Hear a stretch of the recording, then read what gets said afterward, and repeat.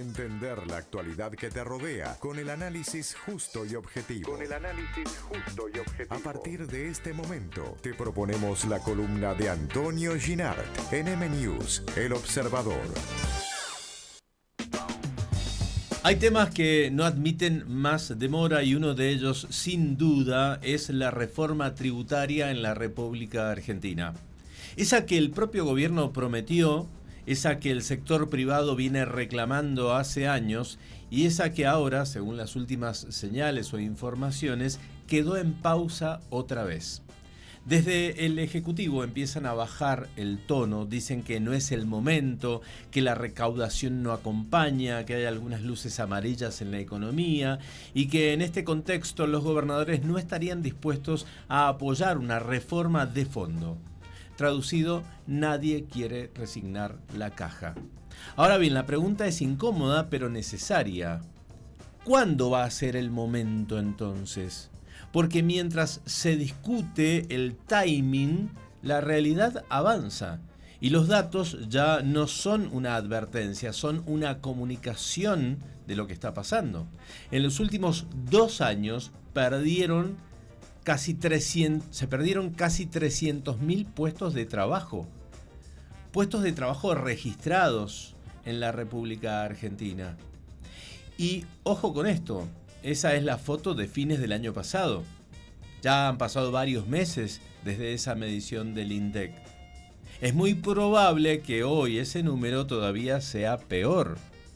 La desocupación, además, volvió a subir y alcanza el 7,5% de la población económicamente activa.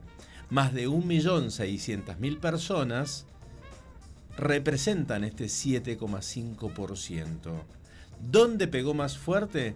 Y en los sectores más sensibles al movimiento de la economía real, en la construcción la caída del 15% del empleo, la industria cerca de 73.000 puestos de trabajo menos, servicios inmobiliarios y transporte, fuertes retrocesos en la actividad y el empleo. No es un dato menor, ¿eh? Y en paralelo cerraron 20.000 empresas en ese mismo periodo. Es decir, menos empresas, menos trabajo. Una ecuación tan simple como brutal. Entonces, volvamos al punto central. ¿Esto es casualidad o es consecuencia de no hacer las reformas que el país necesita? Porque mientras Argentina siga discutiendo si baja impuestos o no, el aparato productivo sigue cargando una mochila cada vez más pesada. Impuestos nacionales, provinciales, municipales, superposición de impuestos, burocracia, presión fiscal récord. Y así es muy difícil competir, muy difícil invertir, muy difícil sostener el empleo. Yo sé que el gobierno nacional ha hecho muchos esfuerzos, pero hay gobiernos provinciales que no lo hacen y municipales que mucho menos. Al contrario, si pueden poner un impuesto más, lo ponen. Después nos sorprendemos cuando una fábrica reduce turnos, cuando una pyme achica personal o cuando directamente cierra. Pero en muchos casos no es falta de voluntad empresaria, es asfixia. Y acá aparece otro punto incómodo. En el mundo, cuando bajaron impuestos, muchos países, pasó todo lo contrario. Creció la actividad, aumentó la inversión y terminó subiendo la recaudación, por supuesto. Acá seguimos atados al miedo a ver qué pasa con la caja del Estado. Miedo de los gobernadores a perder recursos, miedo del poder político a achicar el Estado. Pero si no pueden sostenerse con menos ingresos, tal vez el problema no sea la reforma, sino el tamaño del gasto que nunca quisieron tocar. Porque mientras no se haga una reforma tributaria en serio, lo que se está reformando, de hecho, es otra cosa.